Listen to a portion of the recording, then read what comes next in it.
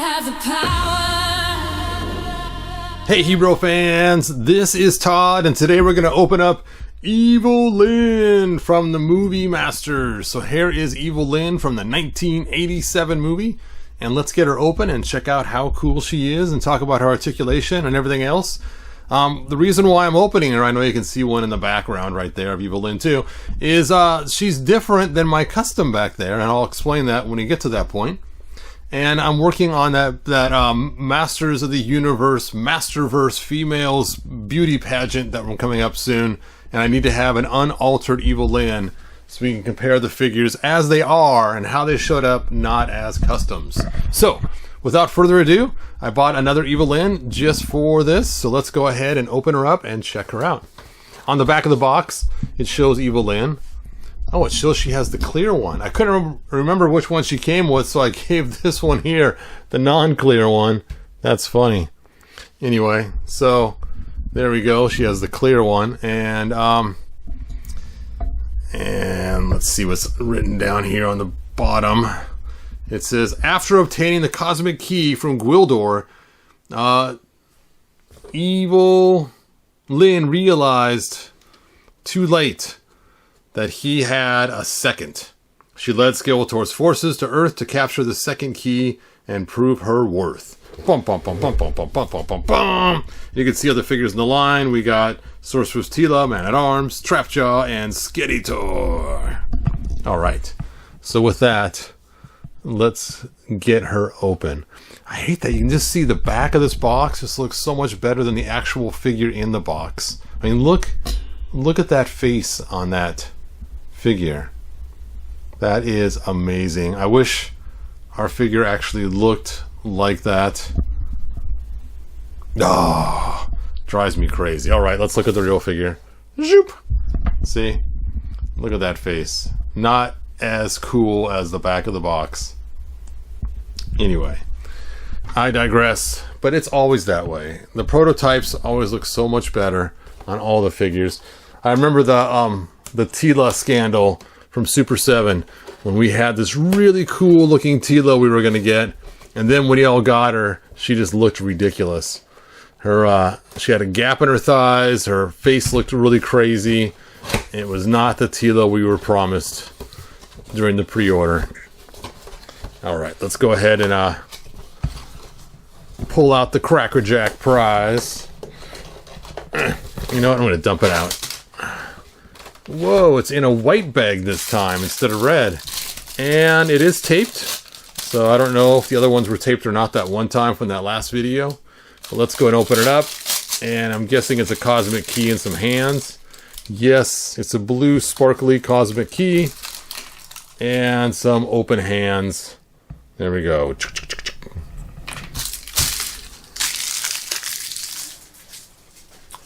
So let's get her out of there. Whoop. There we go. And oh, she's got tape on her cape. Tape on the cape. Nick Zergut Mattel.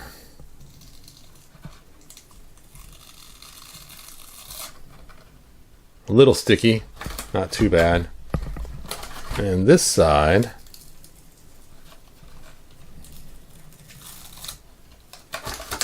if someone figures out how to get that residue off without ruining the cloth, please make a post in Lounge Grayskull so we can all know how to do it. Because I definitely need to unstick a lot of figures with capes. Oh, it's still tight. Oh well.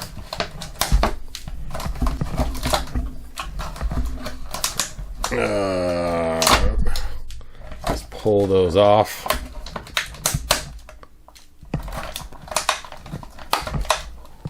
Oh, that last one's stuck.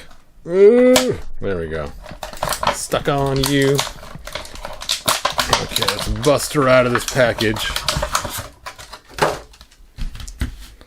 Dun dun dun dun dun dun dun dun dun dun. Evil-Lyn is in the house. Alright, so let's talk about her articulation, and then we will break her down, and then I will show off my custom.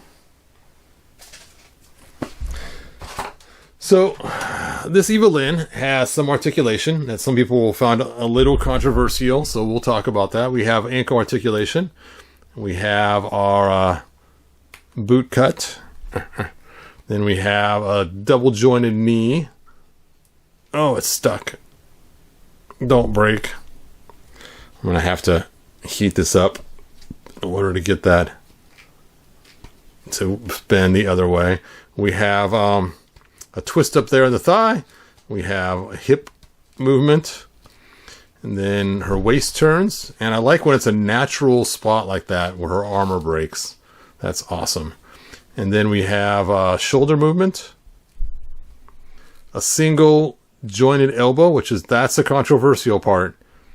Because Mattel switched to single jointed elbows on this figure. In fact, when we first saw this, we thought it might have been an Origins figure because of the single joint in the pictures, but yet it had double jointed knees. So for a little while, people thought there might be two figures released or just one in Origins because of the way that articulation is.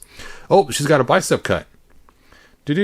Which they've stopped doing that in a lot of the females now. A lot of females don't have that bicep cut anymore, just the single jointed elbow, which you still want the bicep cut because you can do cool things like that. But yes, anyway. And then we have head articulation.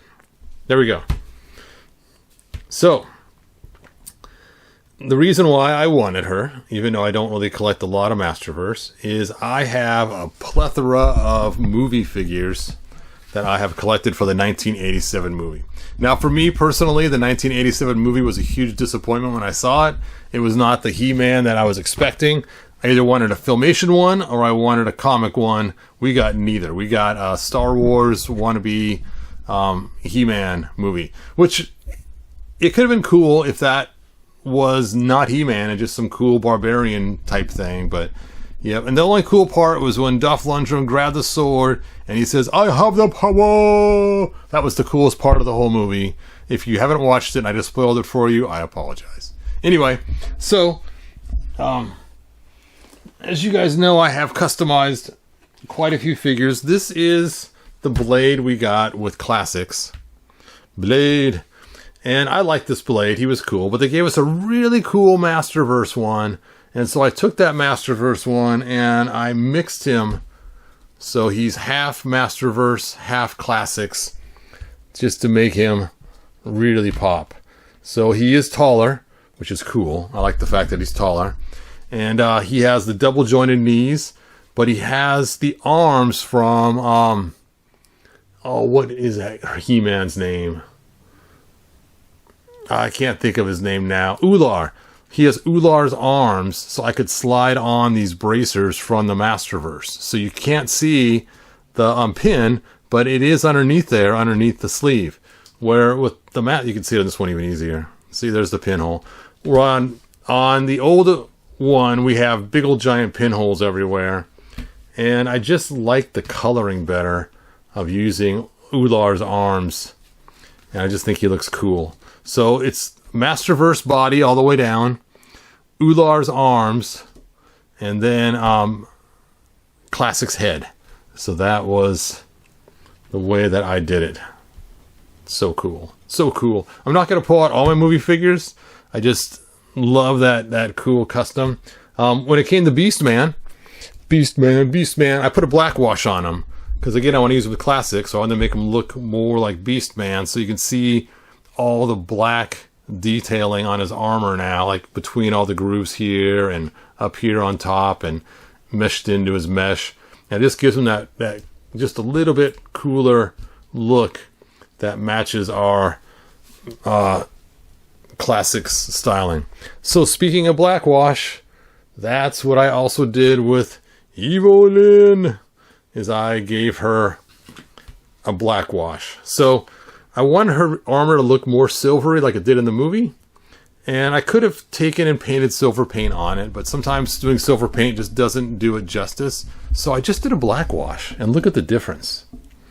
You can see how this one almost looks chromy, and this one looks very weird pearly white. And so that's what I was going for, was to give it that chrome kind of look. And it's just so easy just to add a slight black wash on there. I watered it down so it wouldn't be too much, but it's just so crazy to think you add black and it gives you silver like that on those pearly kind of parts. I mean, it looks like I used silver, but I did not. I used black. So cool. The hard part was on top of her head, getting that to look that way. I spent the most time trying to get that to not mess up anywhere else. Anyway, there you go. That's my custom, and that's why she can't go in the beauty contest, because she's been altered. So I had to create an unaltered one. Now, I chose not to do the little leg piece down here because it's rubber, and I didn't know how it'd come out putting a black wash on it. I was afraid it just might turn black when I was done because the material was so different. So I did not actually put a wash on that piece there. And I believe that piece actually is a little bit different coloring too in the movie. But so you can see, even here, she has kind of a chrome look in the front here, kind of a gold chrome. And so it does bother me that they switched it out on the actual figure and gave us that pearly white, yucky look. Anyway, there you go. Now you have the rest of the story. So I can put her hand in here again, like I had it.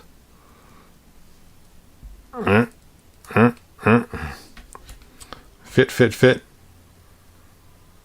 It's so hard sometimes to get her stretchy little fingers in there. I'll start from the top. I can bend her fingers down easier.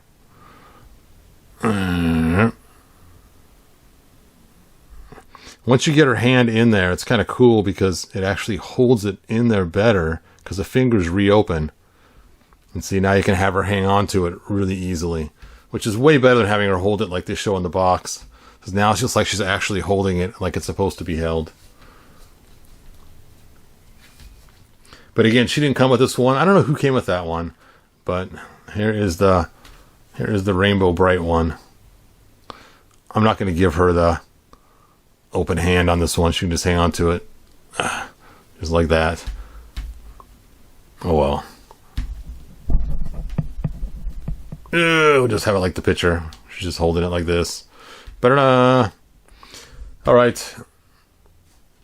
I'll just put it on the floor. There you go. And she can kick it over. Oh! Anyway. Thanks for joining me. And like they say in the 1987 movie, a good journey. Good journey, you guys. And thanks for joining us. Bye now. If you found enjoyment, like, subscribe, and ring the bell. Do it!